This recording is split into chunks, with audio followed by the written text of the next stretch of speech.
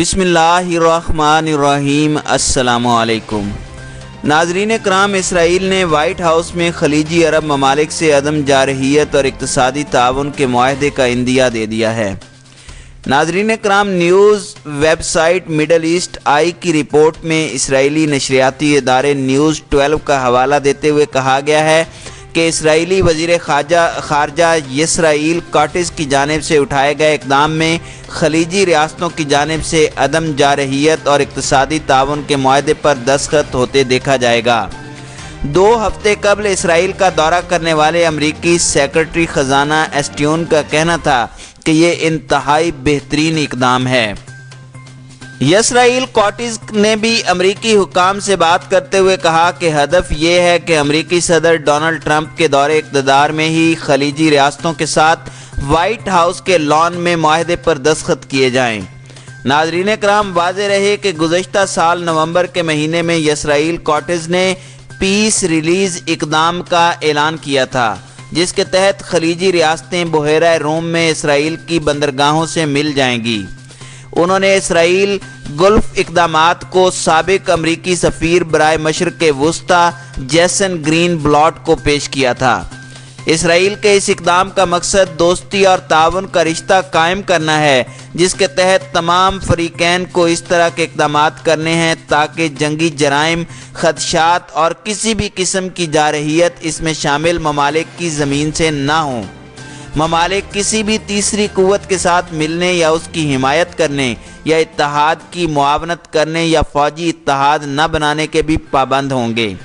فریقین کے درمیان تنازع کو بات چیت اور مذاکرات کے ذریعے حل کیا جائے گا۔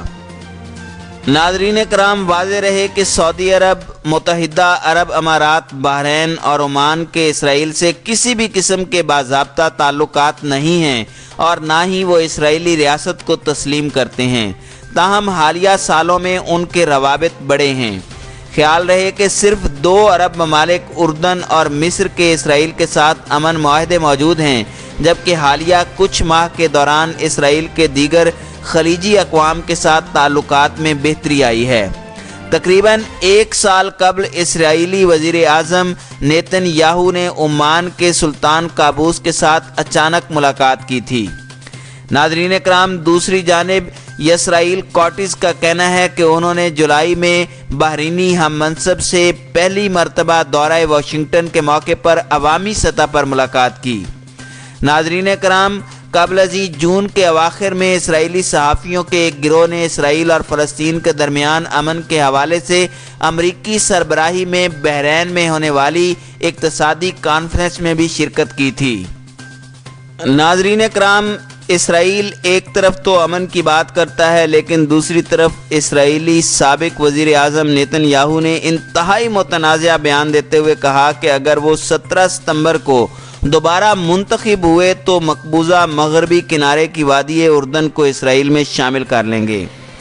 ناظرین کرام، ٹیلی ویژن پر خطاب کے دوران اسرائیلی وزیر اعظم نے دوبارہ منتخب ہونے پر وسیع مغربی کنارے میں اسرائیلی بستیوں کے الحاق کے اپنے مقصد کے عزم کا اظہار کیا تھا۔ اسرائیلی وزیر اعظم کا کہنا تھا کہ وہ یہ امریکی صدر ڈونلڈ ٹرمپ کی معاونت سے کریں گے، کیونکہ توقع کی جا رہی ہے کہ ان کا طویل عرصے سے انتظار شدہ امن منصوبہ انتخابات کے کچھ وقت بعد سامنے آ جائے گا۔ ناظرین کرام، دوسری جانب فلسطینیوں نے اس بیان پر فوری رد عمل دیتے ہوئے کہا تھا کہ نیتن یاہو امن کے لیے کسی بھی کوشش کو نقصان پہنچا رہے ہیں، جبکہ ان کے انتخابی حریف ان پر الیکشن سے 1 ہفتے قبل دائیں بازو کے قوم پرست ووٹروں کے حصول کے لیے مذموم کھیل کا الزام عائد کر رہے ہیں۔ تاہم یہ اقدام اسرائیل فلسطین تنازع کے 2 ریاستی حل کے لیے بچی کھچی کسی بھی امید کو مؤثر طریقے سے ختم کر سکتے ہیں۔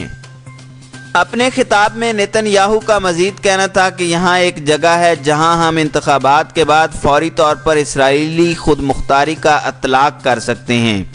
نیتن یاہو کا کہنا تھا کہ اگر مجھے آپ اسرائیلی شہریوں سے واضح اکثریت حاصل ہوتی ہے تو آج میں اپنے مقصد کا اعلان کرتا ہوں کہ اگلی حکومت کے قیام کے ساتھ وادی اردن اور شمالی بحیرہ مردار پر اسرائیلی خود مختاری ہوگی۔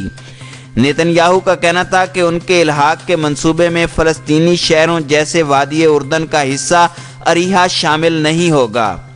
اسرائیلی وزیر اعظم کا کہنا تھا کہ ٹرمپ کے امن کا پیرامیٹر ہمارے لیے سخت چیلنجز کے ساتھ اہم مواقع بھی لائے گا۔ انہوں نے کہا کہ یہ تاریخی اور ایک مرتبہ ملنے والا موقع ہے کہ ہماری بستیوں، ہمارے معاشرے کے لیے اہم مقامات، ہمارے ورثے اور مستقبل پر اسرائیلی خود مختاری کا اطلاق کریں۔